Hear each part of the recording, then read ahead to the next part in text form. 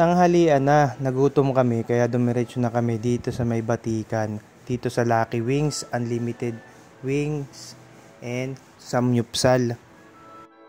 Malapit lang kasi kami dito sa Batikan, saka hindi pa namin ito napupuntahan.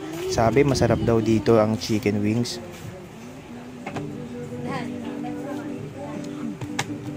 Excited na rin kasi kami kumain ng iba namang pagkain dito sa Infanta. Hindi ko pa natatapos. Yung place naman okay naman at napaka-presko ang dating, malapit sa palayanan. Saka yung area maganda at parang nasa bukid ka talaga.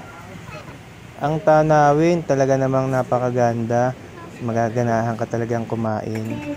Ito, andito na yung aming in-order.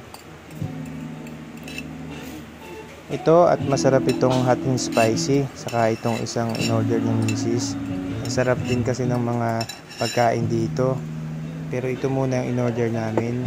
Saka affordable naman yung mga pagkain at talaga namang hindi naman masakit sa bulsa.